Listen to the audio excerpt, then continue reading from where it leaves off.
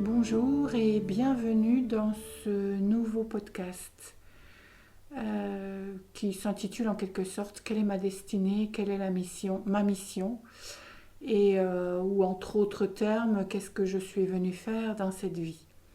Alors ce sont peut-être les questions que vous vous posez actuellement parce que dès qu'on est dans une phase d'éveil à ce que nous sommes vraiment, ce sont des questions qui arrivent forcément.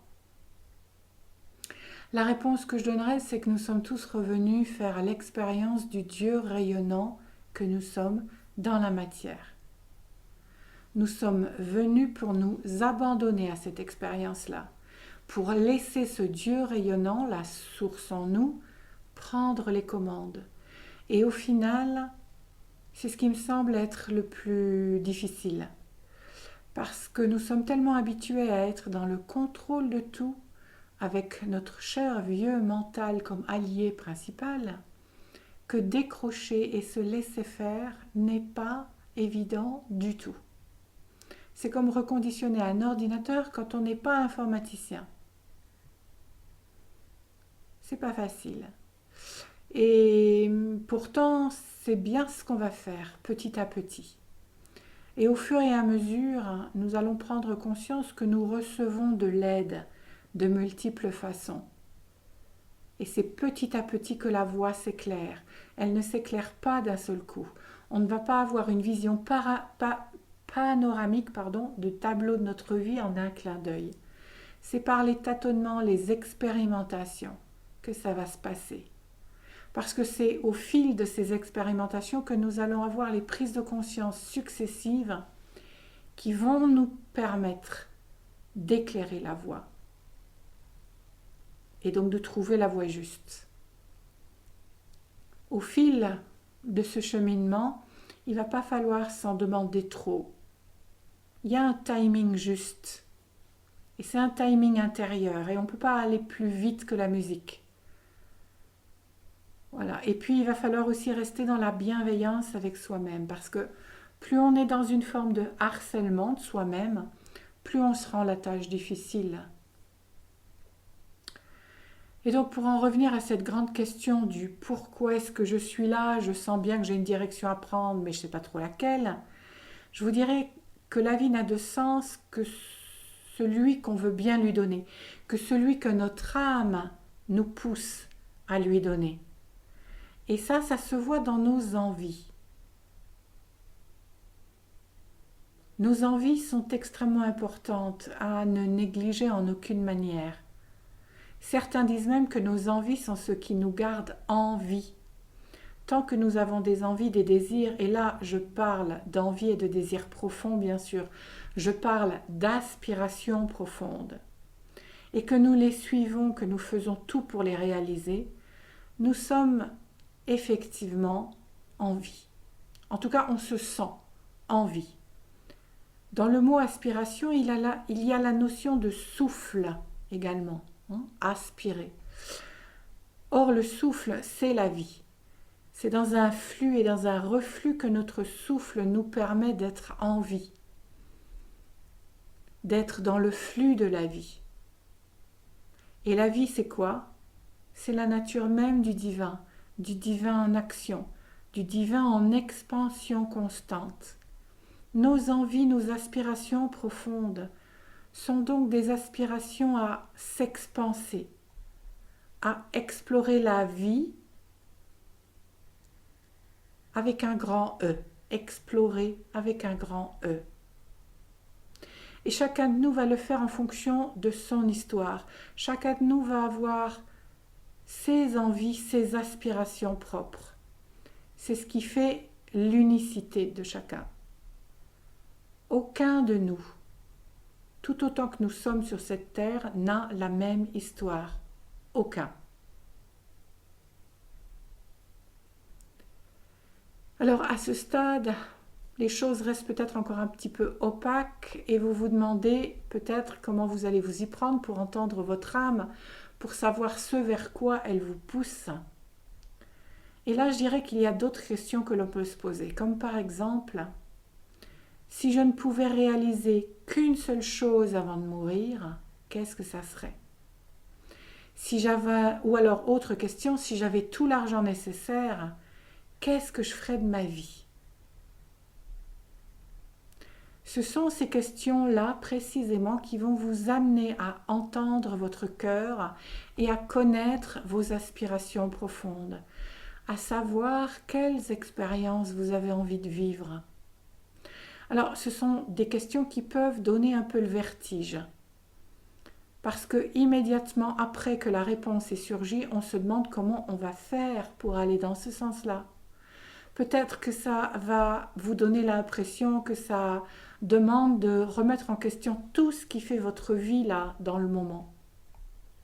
Et ça peut être vertigineux, effectivement. Mais quand on se sent à la croisée des chemins, c'est très important de se poser ces questions-là. Et il y a une manière de s'acheminer vers ce qui est venu en réponse. Il est important déjà d'observer ce qui vient à vous dans un premier temps, parce que ça va vous permettre de voir que la vie vous guide à chaque instant sur la voie à suivre pour déloger en vous ce qui n'est pas de l'ordre de l'amour. Vos peurs, vos croyances limitantes, vos conditionnements, toutes ces choses-là. Et à chaque fois que vous êtes face à un choix à faire, à un dilemme ou à un challenge dans votre quotidien, vous pouvez vous demander que ferait l'amour en cette circonstance. Voilà, ça c'est encore une autre question qui va venir après les deux questions précédentes. Que ferait l'amour dans cette circonstance? Et les petits choix de la vie de tous les jours, vous offrent un bel apprentissage dans ce domaine-là. Si vous vous habituez à choisir la voie de l'amour et non celle de la peur, à chaque fois que vous avez un choix à faire, vous vous remettez dans le flux de la vie, dans son mouvement naturel.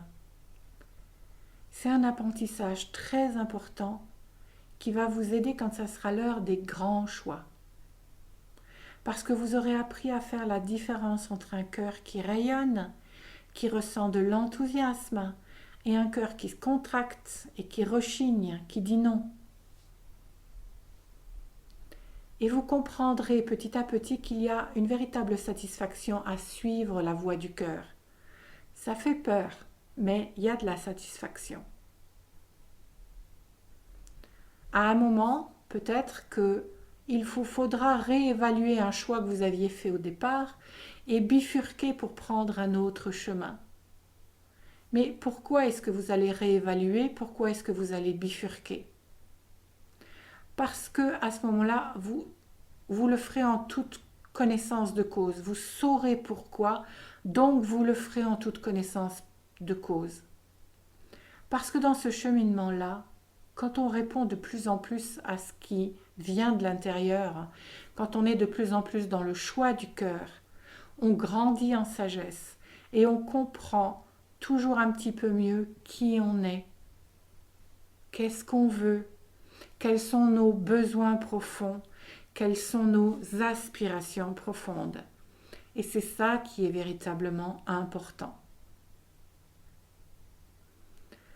La vie, au fil de ce cheminement-là, nous apprend à devenir de plus en plus souples et confiants, à surfer véritablement sur sa vague.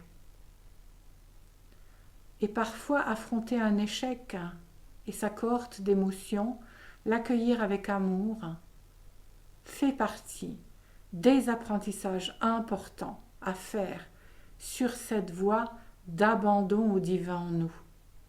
Il faut véritablement comprendre que c'est un parcours initiatique.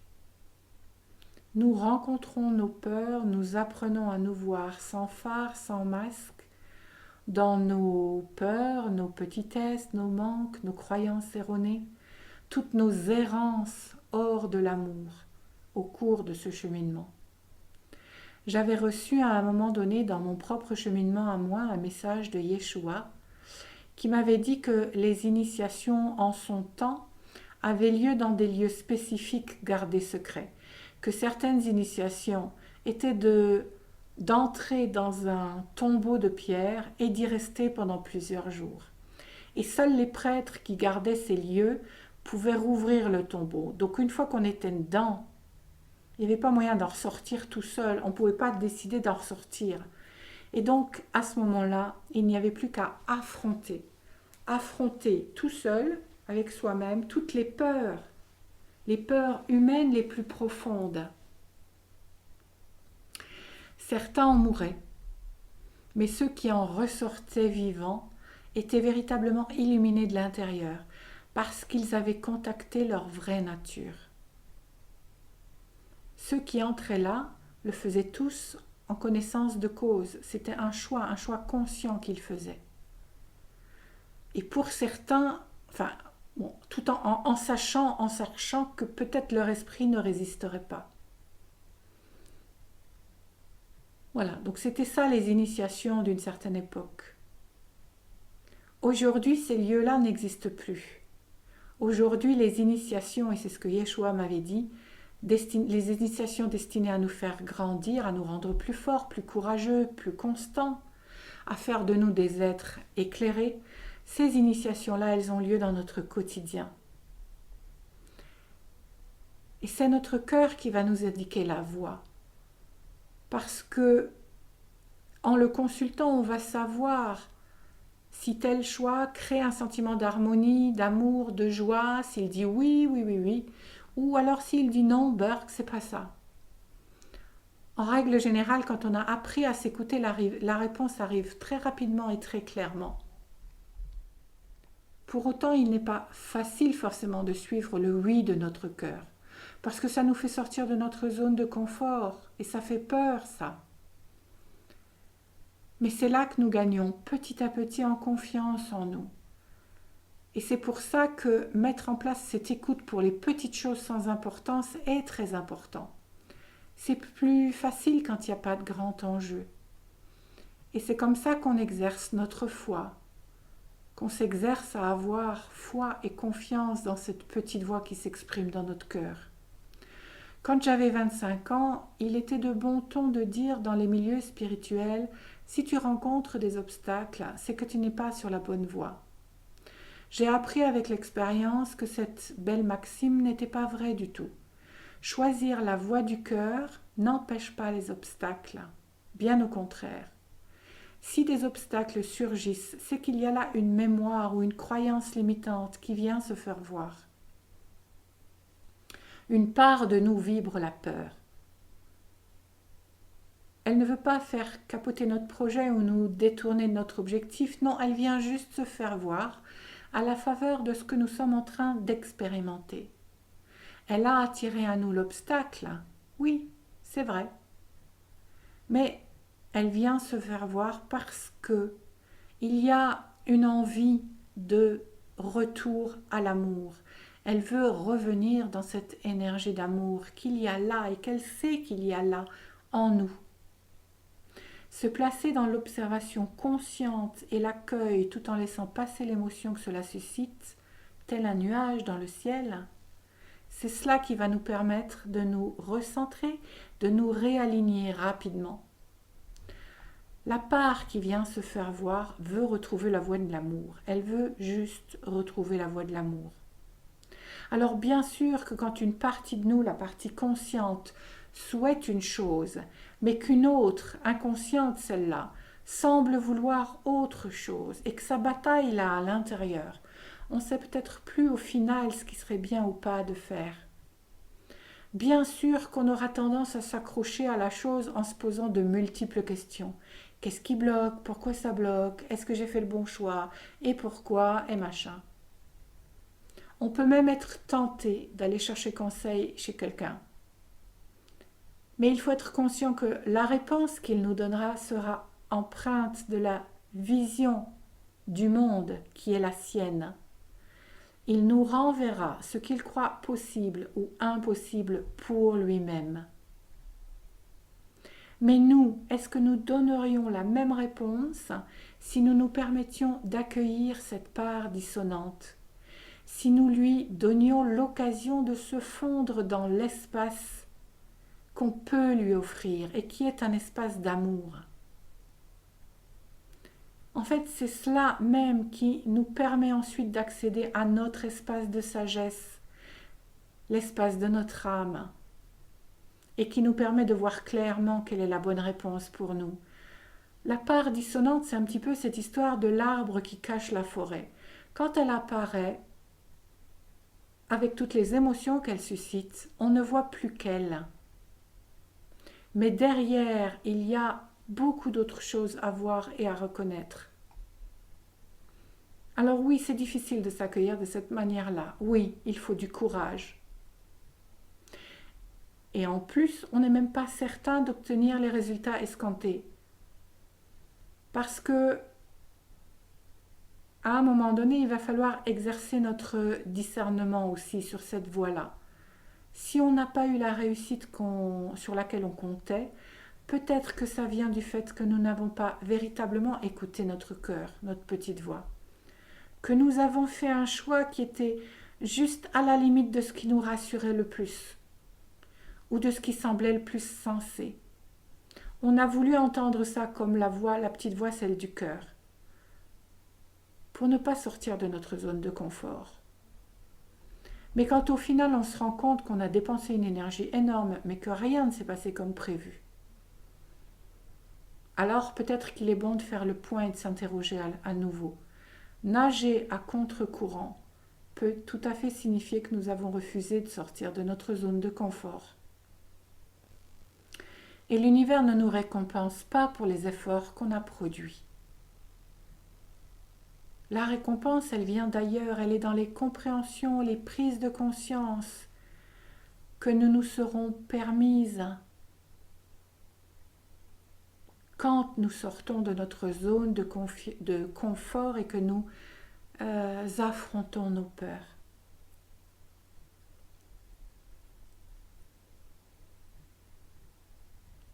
C'est là que nous sommes récompensés. Nous sommes récompensés de notre courage à traverser nos peurs. Nous sommes récompensés par l'amour et le respect grandissant qui s'installe en nous, pour nous-mêmes, et par les synchronicités que cela nous fait vivre à l'extérieur, par la magie qui vient se faire voir, par la facilité. Nos peurs, quand on se laisse complètement envahir par elles, elles nous font perdre le contact avec notre petite voix, celle qui nous indique le bon chemin, celle des retrouvailles avec notre essence, mais aussi avec la magie de la vie. C'est vraiment cette histoire d'arbre qui cache la forêt, notre forêt magique. On peut être tenté aussi parfois de revenir dans notre zone de confort quand les challenges semblent trop importants. Pourtant, les guides nous disent ne reviens jamais en arrière, même si la tentation est grande. Revenir en arrière, c'est se refuser l'opportunité de dépasser sa peur et de gagner en force et en puissance.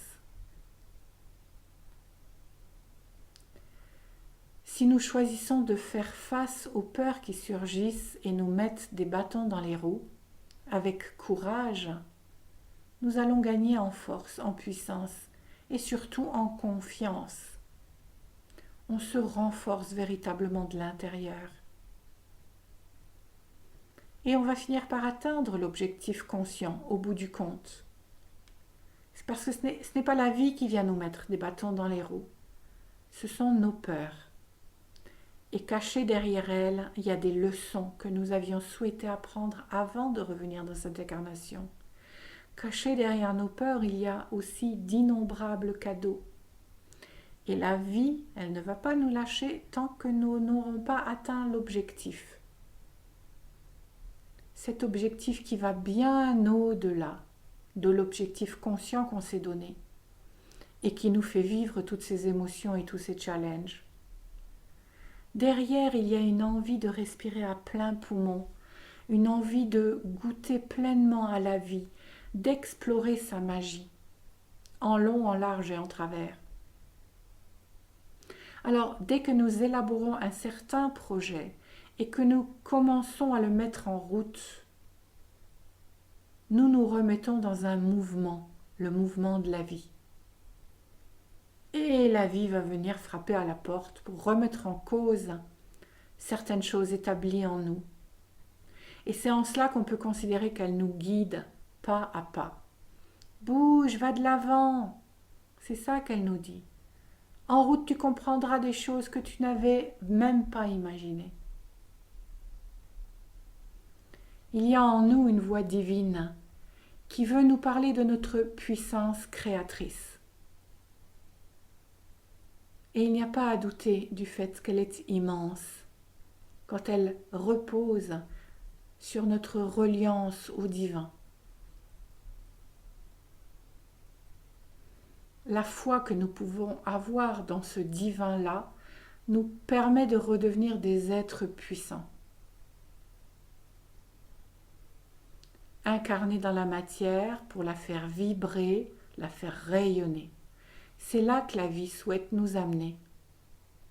Et ça se produit quand on commence à exercer notre confiance en nous-mêmes, que nous stimulons et augmentons notre capacité à faire des choses qui nous paraissaient impossibles. Ça se produit quand on se concentre sur un objectif et qu'on surfe sur les difficultés et les obstacles qui surgissent. Il y a un grand plan derrière tout ça. Nous sommes revenus avec un grand objectif, celui de rayonner ce divin que nous sommes, celui d'être ce divin, celui de reconnaître que nous avons les qualités de ce divin.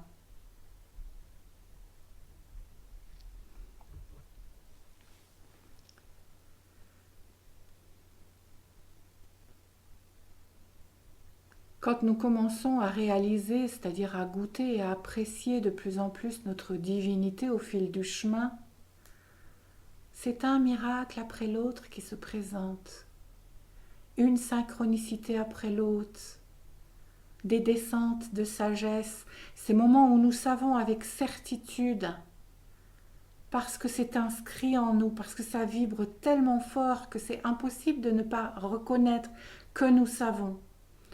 Nous ne savons pas pourquoi nous savons, mais nous savons. Quand nous adressons une demande et que la réponse arrive, quand une solution se présente, une solution que nous n'aurions pas pu imaginer avec notre mental, quand elle se présente en plus sans qu'on ait rien fait de spécial, eh bien, on n'a plus qu'à remercier avec gratitude ce vaste univers qui œuvre pour nous. Et lorsqu'un problème persiste, nous savons intérieurement, par expérience, qu'il n'y a qu'à avoir la foi et à tenir ferme la barre de notre navire, tout en laissant la vie nous aider à dénouer petit à petit. Et au bout du compte, nous allons pouvoir révéler une parcelle de plus de cette lumière qui nous habite. La foi et la certitude que la vie nous soutient nous permet de nous laisser façonner par cette énergie divine en nous, jusqu'à ce que nous sachions nous abandonner véritablement à elle. Et après coup, on se demande toujours, mais pourquoi est-ce que j'ai tant résisté? Voilà. C'est une chose après l'autre, un domaine après l'autre, un problème après l'autre. On s'assouplit, on est façonné, on s'abandonne de plus en plus.